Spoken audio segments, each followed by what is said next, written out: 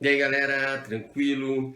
Hoje eu gostaria de continuar falando do assunto educação, escola, né?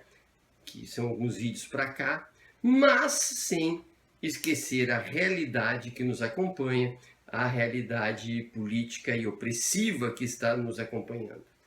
Pois bem, neste vídeo eu estou desejoso de falar em como criarmos anticorpos em relação às falas fascistas, anticorpos em relação às pessoas antidialógicas, essas pessoas que tendem a querer monopolizar o discurso, monopolizar uma pretensa verdade e nos impô-la de golpe, né, de golpe político a, muitas vezes, a violência física. Portanto, é preciso, imagino eu, que se há o monólogo, o antidiálogo de um lado, é importante que do outro lado coloquemos a dialogicidade, o diálogo e, portanto, a conversa, a compreensão de mundo em contextos. E, portanto,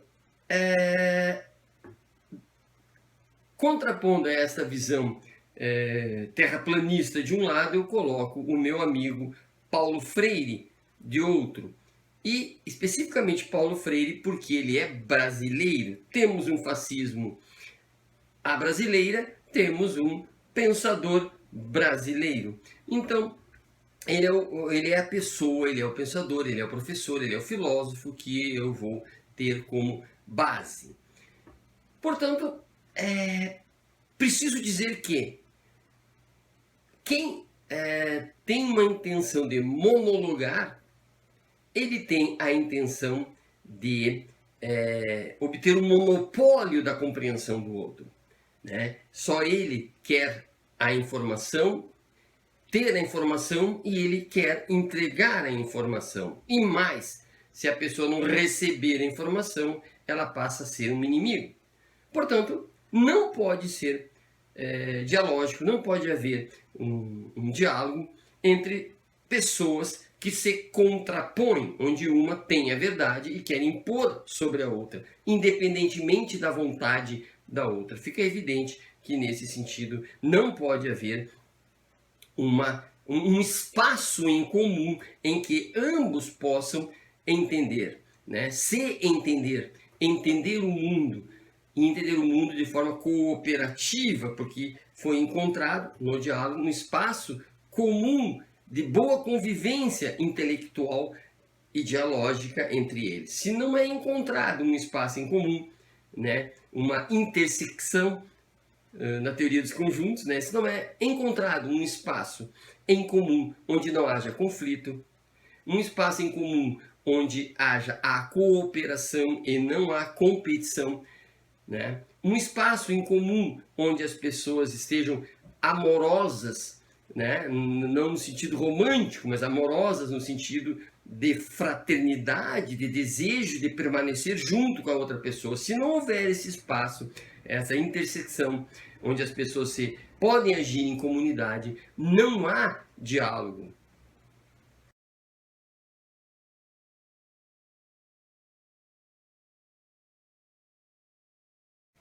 Percebam que só há diálogo, claro, a partir deste lugar onde as pessoas não estão competindo, estão conversando sobre o mundo. Só há o diálogo se as pessoas transformarem-se, né? E, portanto, ao se transformarem o mundo. Vejam, eu em contato com outra pessoa de forma cooperativa, qualitativamente eu acresço, né, na minha percepção de mundo, ideias que eu não tinha percebido, vieses que eu não tinha percebido, né? E o meu dialogante, a outra pessoa, também sai dali enriquecida. Não precisa eu vencê-lo ou ele vencer-me, não é essa a ideia. Eu não vou dissuadi-lo, nem ele me dissuadir.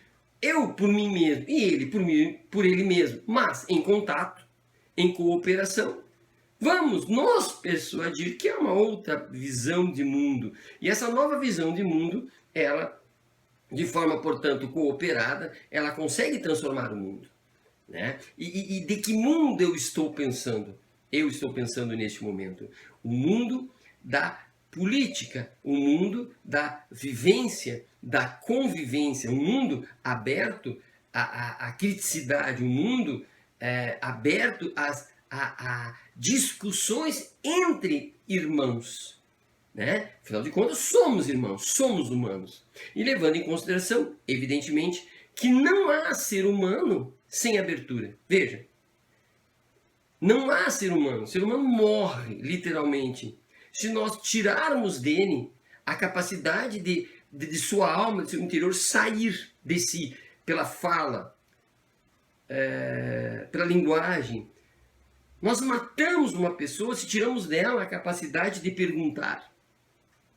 É perguntando que eu sou o que sou. É o bebê perguntando. É o bebê experimentando. É o bebê convivendo em cooperação com a sua família que se torna um adulto. E se tornando um adulto, ele modifica o mundo. Mesmo que esse mundo no início seja um mundo de sua família. Perceba o bebê como transforma o mundo da família. Só a existência dele. Só a necessidade de convivência, de cooperação. E o tanto que ele transforma a si mesmo nesta cooperação. Imagina no bairro, imagina na cidade, imagina no estado, imagina no país, pessoas que podem perguntar.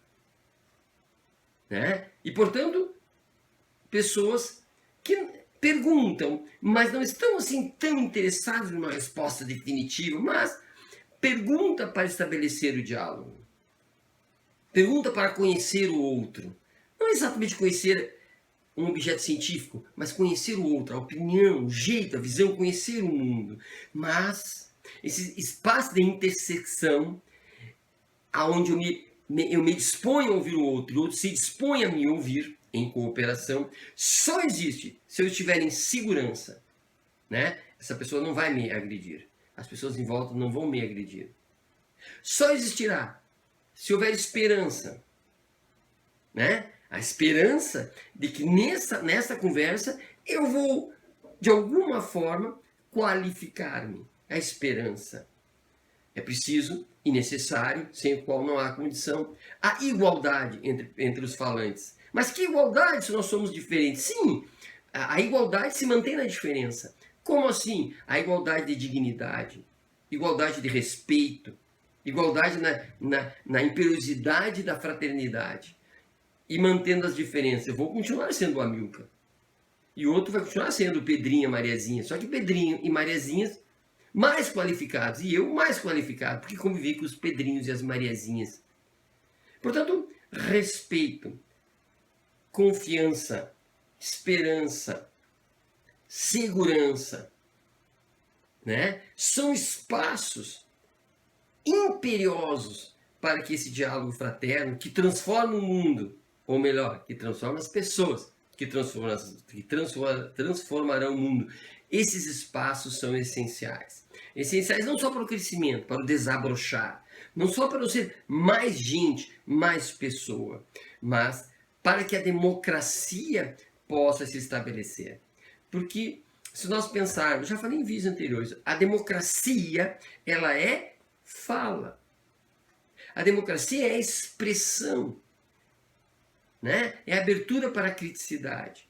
E se eu colocar na ideia de democracia não só a expressão, mas a expressão respeitosa, não só a expressão respeitosa, mas a expressão que também ouve a expressão do outro, não é só a expressão porque eu preciso falar, mas eu preciso ouvir também, né?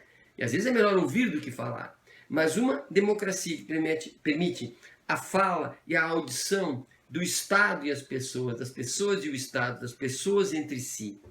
Percebam a importância desse espaço dialogal, amoroso, portanto, fraterno, cooperativo, que permite um espaço de intersecção, um espaço em que eu possa discutir este mundo e mudar o mundo.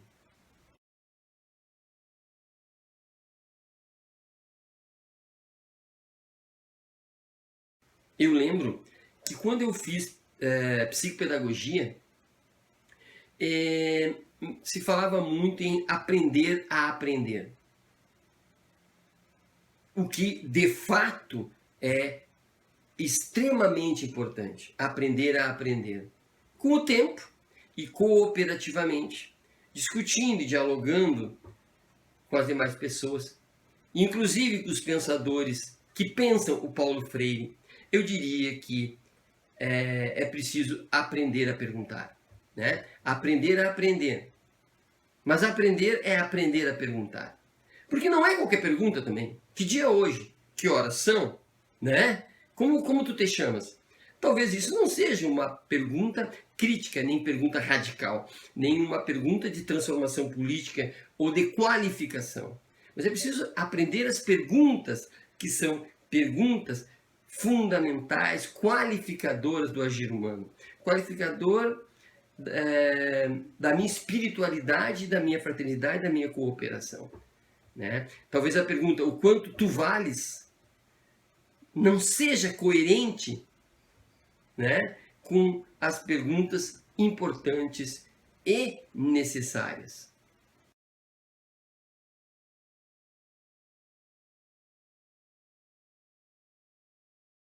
Percebamos nessa esteira do aprender a perguntar, inclusive perguntar pela própria pergunta, pela qualidade da pergunta, eu chego à conclusão de que as perguntas oriundas do liberalismo não são perguntas viáveis para o contexto de cooperação, de fraternidade, de esperança e de segurança. A pergunta é como eu faço para vencer? A pergunta como eu faço para ganhar do meu inimigo, né? São perguntas que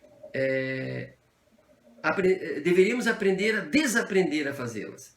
Porque o ambiente competitivo, o ambiente de que só há espaço para só há um lugar, o primeiro lugar, o resto não existe.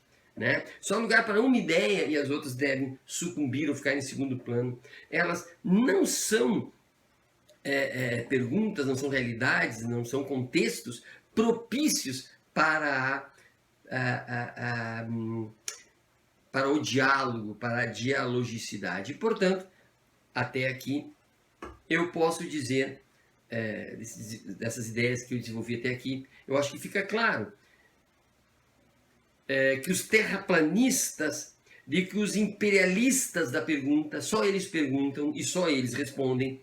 Essas pessoas que entendem que há uma verdade e que morrerão por elas, essas pessoas que acham que sabem o que diz a palavra, né? Eles dizem uma palavra e acham que sabem, e quem não sabe o que eles acham que sabem são ignorantes, são inimigos. Essas pessoas não dialogam. Elas não fazem esses espaços de intersecção, né? Elas são, vamos dizer assim, sujeitos A que convivem com sujeitos A. E os outros sujeitos do alfabeto são inimigos. Não há um diálogo, existe um monólogo, existe um coral, né? Onde um fala, o outro continua e o outro continua. E, portanto, essa visão dialogal, essa visão de diálogo, de conversa, quase uma fala terapêutica, uma terapia política, ela é o antídoto. Porque estes que são monologizantes, que querem um monólogo, estes não nos ouvirão. Em princípio, não nos ouvirão, porque precisa abertura. E nós não podemos obrigá-los. Né? Ninguém é obrigado a me ouvir. Não há um diálogo obrigatório. Existe um monólogo obrigatório. Diálogo não. Né? É um espaço de abertura cooperativa. Se eu não quero cooperar, não funciona.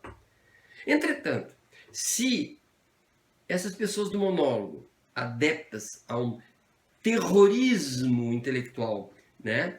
Ou tu me amas ou eu te explodo com os meus argumentos, né? Esses terroristas monológicos, eles poderão, sendo cada vez menores e menores e menores, provavelmente eles sucumbam, porque não vão sobreviver no ambiente dialógico, onde a maioria das pessoas dialogarem. Quem é monológico não vai participar. e, portanto, não participará das decisões políticas, portanto, não participará da eleição, não participará de artigos científicos, não participarão disso, daquilo e daquele outro. Então, sem violência nenhuma. Por escolha própria, os monologizantes ficarão com seus monólogos, para quem gosta de monólogos, e talvez, né, vão desaparecendo naturalmente por uma seleção, não vou dizer seleção natural, né, mas uma seleção consciente. A sociedade madura, propensa ao diálogo, há de se desenvolver, enquanto eles se tornam cada vez mais rarefeitos e, quem sabe, serão sempre em menor número e poderemos coexistir pacificamente, desde que eles não consigam dominar a realidade política e decisória do nosso país. Abraço e até a próxima.